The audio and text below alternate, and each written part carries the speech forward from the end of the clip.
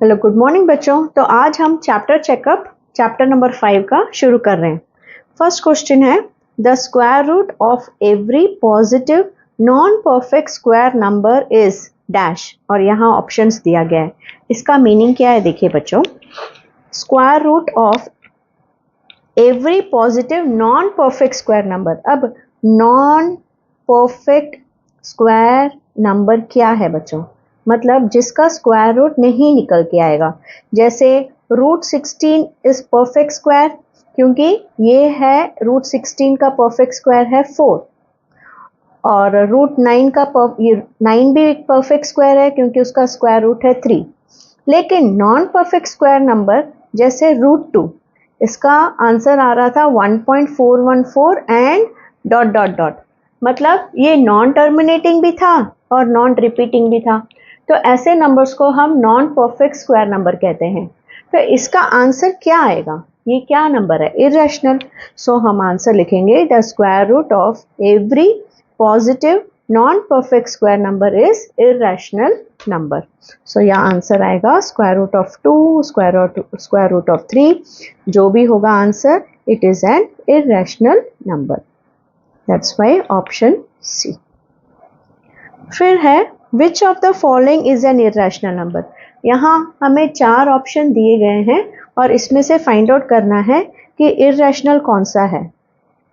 अब देखिए बच्चों, स्क्वायर रूट ऑफ 49 क्या है, 7। तो क्या ये इरेशनल है, नहीं, ये तो रेशनल नंबर है। तो this is not the answer. 1.555 and so on, that means this is non terminating. लेकिन non terminating repeating, because 5 is getting repeated again and again. So non-terminating repeating is again a rational number which can be written like this. So this is also rational. Then next is 0.45 and 5 के ऊपर बार। इसका मतलब 0.4 और ये जो 5 है ये repeat होता जा रहा है, dot dot dot. So this is also non-terminating repeating decimal. तो this is also a rational number. So irrational number और है root 10. Root 10 is irrational because it is a non-perfect square number, और अभी हमने पढ़ा था that they are irrationals. Next, what is the decimal representation of irrational number pi up to 3 decimal places? अभी pi मतलब क्या बच्चों, pi का वैल्यू है 22/7, ठीक है। pi का वैल्यू क्या है, वैल्यू ऑफ पाई इज 22/7। तो 3 डेसिमल प्लेसेस तक इसका क्या आंसर आएगा, तो हम 22.00 लगा देते हैं। 7 3 21, फिर 0 को लाएंगे, क्रॉस कर रहे हैं डेसिमल, सो 7 1 7, फिर ये 0 को लाए, 7 4 28, फिर ये 0 को लाए, 7 2 14। So up to 3 decimal places हमें आंसर मिल गया है। So your answer is 3.142, so option B. अब सिंप्लीफाई देखते हैं, यहाँ इसके आंसर्स हमें फाइंड आउट करने हैं। अब देखिए बच्चों, फर्स्ट क्वेश्चन है 2√5 + 4√5। अब ये दोनों ही लाइक टर्म्स है, लाइक टर्म्स को ऐड किया जा सकता है। तो होल नंबर को होल नंबर के साथ ऐड किया और √5 जो इसका वेरिएबल है वो हम लोग ने लिख लिया। ये भी 10√3 - 3√3, ये दोनों ही लाइक टर्म्स है। सो होल नंबर्स को सब्ट्रैक्ट किया और √3 लिख दिया।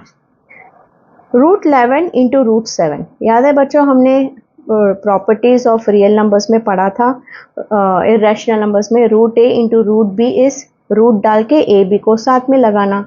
सो वही रूल अपनाएंगे, 11 × 7 विच इज इक्वल टू 77। 2√3 × 5√2, अब होल नंबर्स को होल नंबर्स के साथ मल्टीप्लाई करेंगे, 2 × 5, और रूट को रूट के साथ। सो 2 5 10 इंटू √2 × √3, इसके अंदर लिख सकते हैं ऐसे। So answer will be 10√6।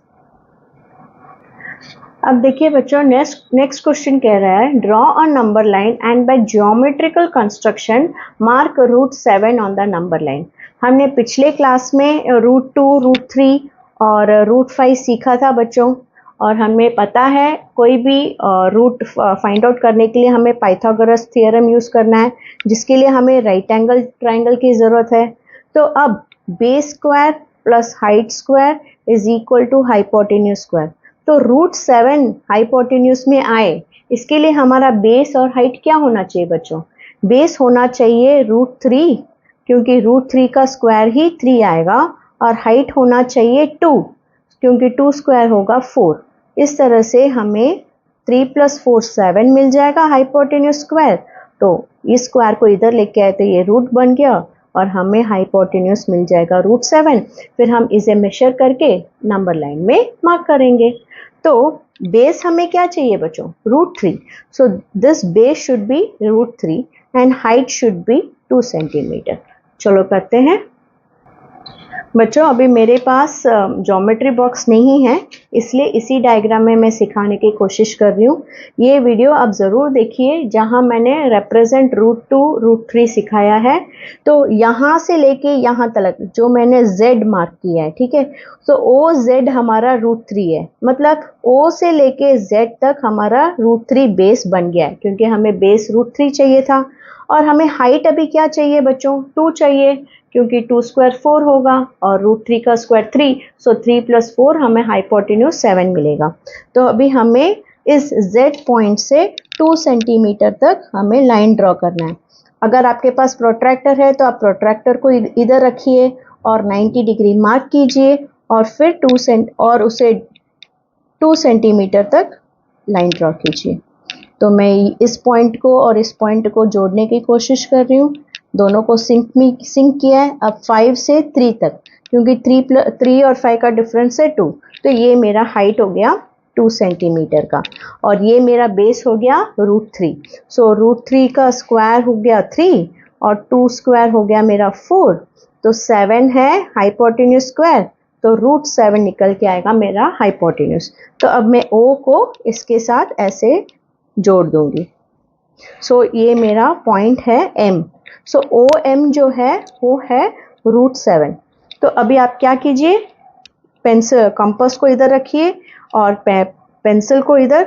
सो ये जो आपका मेजरमेंट होगा ये आपका √7 होगा। फिर इसे ऐसे ऐसे ऐसे काटते जाइए यहाँ, तो आपका √7 इधर पॉइंट आपको मिल जाएगा। अब बच्चों नेक्स्ट क्वेश्चन है, find the rationalising factor. Rationalising factor मतलब कोई नंबर अगर रूट में है तो उसे रेशनल नंबर बनाने के लिए हम क्या करेंगे, उसी same number with the same root हम लगा देंगे, तो √a बन जाएगा। तो मतलब √a को किसकी ज़रूरत थी? सेम मिरर इमेज, ठीक है, जो यहाँ नंबर है वही यहाँ भी होगा, तो रेशनलाइज हो जाएगा।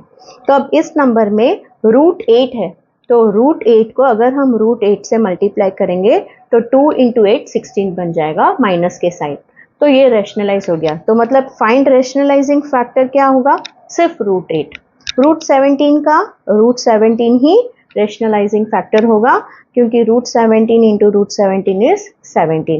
उसी तरह से √15 का रेशनलाइजिंग फैक्टर जो रूट के अंदर में है वही होगा, क्योंकि 3 × √15 × √15 इज 15, फिर 3 × 15 45। इसी तरह से इसका भी रेशनलाइजिंग फैक्टर जो रूट के अंदर था वही होगा। बस इतना ही बच्चों आज के क्लास में। तो हमने 1 to 6 कर लिया है, नेक्स्ट क्लास में बाकी के सम्स करेंगे। बाय।